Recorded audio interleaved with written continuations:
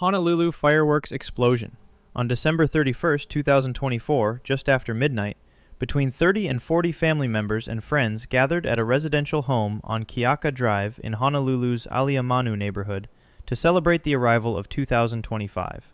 Nayli Ibarra, a 58-year-old certified nursing assistant who worked two jobs, hosted the celebration at her home near the end of the street.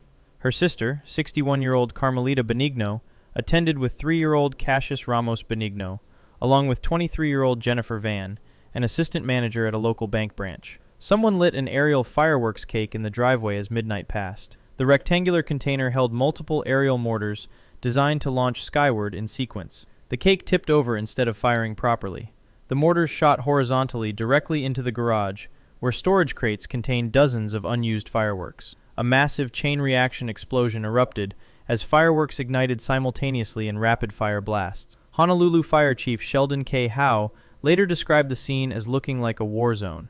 Emergency responders arrived to find victims suffering from severe burns, shrapnel wounds, and blast injuries scattered across the property. Money lay scattered on the ground among the debris. More than 20 people sustained critical injuries. Multiple victims required airlift to a specialized burn center in Phoenix, Arizona. Nellie, Jennifer, and Carmelita died at the scene. Cassius died at the hospital on January 6th from his injuries. Investigation determined the aerial fireworks were illegal under Hawaii law, which has banned all fireworks except firecrackers since 2011, and Governor Josh Green called for statewide enforcement crackdowns. Shanghai Stampede. On December 31, 2014, thousands of young people converged on Shanghai's historic Bund waterfront to celebrate New Year's Eve at Chenyi Square. Most were students and partygoers in their 20s who came to watch the traditional midnight countdown and fireworks display. Authorities had canceled the fireworks show due to overcrowding concerns, but massive crowds turned up anyway, expecting celebration. The festive atmosphere filled the narrow passages between Chenyi Square and Boulevard de la Republique as 11:35 p.m. approached. At approximately 11:35, 25 minutes before midnight, the situation deteriorated rapidly. Crowds began moving in opposite directions simultaneously, as some people left the area while others pressed toward the exits. The bidirectional human traffic created an impossible collision in the narrow bottleneck passages. People began falling as the opposing waves of bodies met. Those who fell were trampled by desperate crowds, unable to stop their momentum despite screams and panic. English tourist Rebecca Thomas witnessed CPR being performed on 10 to 15 people lying in the street as loved ones worked frantically while police stood nearby. Rescue workers extracted victims and rushed them to hospitals throughout the city. 25 of the 36 dead were women. The youngest victim was a 12-year-old boy. Most victims were in their 20s and died from asphyxiation after being crushed and trampled. Families searched hospitals and morgues through the night for missing children. An official investigation determined that poor crowd management and absent leadership contributed to the tragedy, resulting in 4 district officials being fired for dining at a restaurant earlier that evening before failing to respond appropriately to the crisis. Memphis celebratory gunfire. On December 31st, 2023, 3-year-old Braden Smith was celebrating New Year's Eve with his family inside their apartment at the Edgewater Cove apartment complex in Memphis, Tennessee. Around 6 p.m., celebratory gunfire erupted throughout the apartment complex area as residents fired weapons into the air. The family remained indoors during the evening celebration. A stray bullet suddenly pierced through the apartment window during the ongoing gunfire. The bullet struck Braden inside his family's home.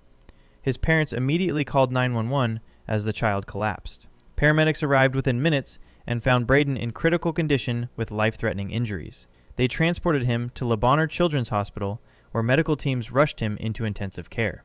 Emergency surgeries and procedures were performed throughout the night as doctors fought to save his life. The 3-year-old remained in critical condition for 2 days. Despite intensive medical intervention, Braden's injuries proved fatal. He died at the hospital on January 3, 2024, around 6 a.m., approximately 36 hours after being shot. Memphis police launched an investigation to identify the shooter, but faced an overwhelming challenge. The city's ShotSpotter gunfire detection system had recorded 327 gunshots citywide between 9 p.m. on New Year's Eve and 3 a.m. on New Year's Day. Braden's death became part of the national conversation about celebratory gunfire dangers, with his family advocating for awareness while investigators worked to identify the shooter responsible among hundreds of possibilities. Bosnia carbon monoxide. On January 1st, 2021, a large group of teenagers gathered at a mountain cottage near Mount Radovan in Tribustovo village, Bosnia and Herzegovina, for a New Year's Eve celebration. The cottage sat in a rural area near Bledinja Nature Park at the foot of the mountain. 8 teenagers, 4 males and 4 females, all aged exactly 19, socialized with the larger group through the evening as the new year arrived. Around 4 a.m., the 8 friends separated from the main party to sleep in a different cottage for the remainder of the night. The cottage had no electricity, and temperatures dropped through the early morning hours. The group obtained a power generator to provide heating overnight. They placed the generator in an adjacent room, separated from the sleeping area by a window. To prevent the room from becoming stuffy, they left the window open between the rooms, believing this would provide adequate ventilation and safety. The generator began running as the teenagers settled in to sleep. Carbon monoxide gas accumulated from the generator's exhaust and seeped through the open window into the sleeping area. The odorless, colorless toxic gas filled the room as all 8 teenagers lost consciousness without warning. When the group failed to emerge by morning and the generator continued running, concerned residents forced entry by breaking a window around 10 a.m. They discovered all 8 teenagers unconscious on the floor in various positions, some sitting upright and some lying down. No vital signs could be detected. Bosnia declared national mourning on January 2nd, and Croatia declared mourning on January 5th, with thousands attending funerals across both nations for the 8 friends who died together. Brazilian nightclub electrocution. On January 1st, 2024, in the early morning hours after midnight, 33-year-old Marco Tulio Bomtempo attended a New Year's Eve party at Botanic nightclub in Brasilia, Brazil. The party continued into the early hours as revelers celebrated the arrival of the new year. Marco became overheated from dancing and celebrating as the night progressed. He decided he wanted to cool off before leaving the venue and noticed the nightclub's decorative waterfall feature near the dance floor. Marco told his friends he planned to jump into the waterfall to refresh himself. He removed his shirt and handed it to a female friend standing nearby. He then removed his shoes and prepared to enter the water. His friend, João Cunha, decided to follow him into the waterfall. Marco jumped into the decorative fountain feature. Immediately upon contact with the water, both men experienced severe electrical shock from hidden wiring in the waterfall installation.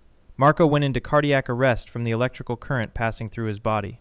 A bystander rushed forward and pulled João Cunha from the water, saving his life. Emergency medical personnel arrived within minutes and found Marco unconscious and without a pulse. The medical team began intensive CPR and resuscitation attempts at the scene. They continued efforts for approximately 50 minutes, trying repeatedly to restart Marco's heart. Despite the extended resuscitation attempt, Marco's heart would not restart.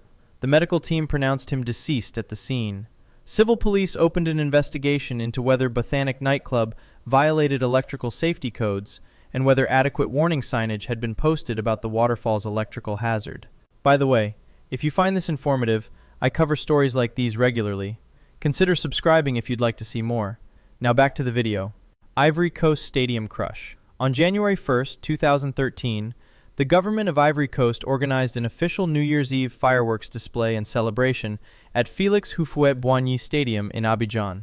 The event was intended to celebrate peace following years of political turmoil and conflict that had torn the nation apart.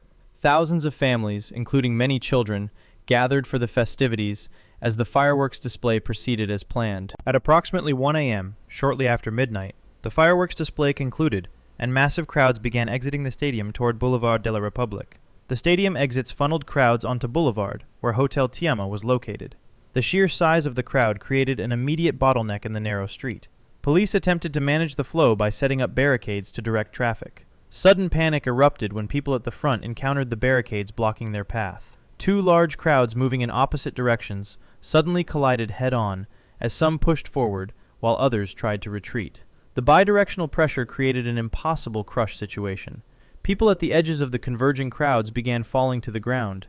Fallen victims were trampled by surrounding crowds that could not stop their momentum despite the screams. Firefighter Colonel Issa Sako reported that victims were suffocated after becoming trapped in the crush of people. Emergency responders and police attempted rescue operations as parents frantically searched for children. Hospitals became overwhelmed with casualties throughout the night. Most of the 61 dead were between ages 8 and 15. 25 victims were women, and the youngest was a child under 10. Over 200 additional people sustained injuries. The government investigation revealed that inadequate crowd management protocols, combined with police barricades that triggered panic, created a preventable tragedy, leading to new international safety standards for public events and 3 days of national mourning. Downtown LA shooting. On January 1, 2024, around 1 a.m., an illegal underground New Year's Eve party was taking place at a warehouse venue on South Santa Fe Avenue and Porter Street in downtown Los Angeles. The party had been advertised on social media and drew hundreds of young people to celebrate the new year at the unlicensed venue. 24-year-old Devin Whitaker from Los Angeles and 26-year-old Maya Liddell Banks from Azusa were among those attending the celebration as the party continued into the early morning hours. A physical altercation suddenly erupted between multiple individuals at the crowded party. The fight escalated rapidly into violence as tensions flared. At least one participant pulled a firearm during the confrontation. The shooter began firing into the crowd as partygoers screamed and scattered. Surveillance video from near the scene captured dozens of people running and diving for cover as gunfire rang out. Investigators later determined that dozens of rounds were discharged during the shooting. Emergency responders arrived after the initial shooting ended and began triaging victims scattered throughout the venue. Paramedics found Devin and Maya among those shot. Both were pronounced dead at the scene. 8 additional people were transported to hospitals with gunshot wounds and survived. Crime scene investigators reviewed surveillance footage to identify the shooter or shooters, but could not determine how many people had fired weapons during the chaos. LAPD's Homicide Division continued the investigation with assistance from community intervention programs, while Mayor Karen Bass promised accountability and support for victims' families, though no arrests were made immediately following the incident. Cosmopolitan balcony fall. On January 1, 2012, 21-year-old Christopher Sergio Reveles from Corona, California, traveled to Las Vegas with his family for a New Year's weekend celebration at the Cosmopolitan Resort. The family stayed in a room on the 5th floor of the luxury hotel. Christopher and his family celebrated New Year's Eve at the resort as the night progressed. Christopher consumed alcohol during the celebrations and became increasingly intoxicated as the evening continued into early morning. At some point in the late evening or early morning hours, Christopher walked to the balcony terrace area of his 5th floor room. The exact sequence of events remained unclear due to his level of intoxication and the absence of witnesses to the fall itself. Christopher fell approximately 5 stories from the balcony to the ground below. He landed on the resort's elevated tennis courts area. The fall occurred during the night, but Christopher was not discovered immediately in the darkened area below. Sunday morning, around 6:50 a.m., Cosmopolitan security personnel discovered a body near the tennis courts during routine grounds inspection. The resort immediately called police, and investigators responded to the scene. Approximately 20 bills, mostly $20 denominations, lay scattered across the tennis courts near the body, suggesting Christopher's wallet had fallen with him. Medical personnel pronounced Christopher dead at 8:15 a.m., approximately 1.5 hours after his body was discovered. Medical examination confirmed blunt force trauma to the head and chest from the fall.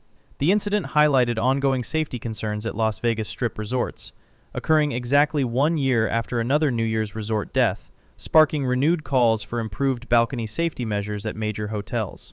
If this was informative, consider subscribing so you don't miss future content. Thanks for watching.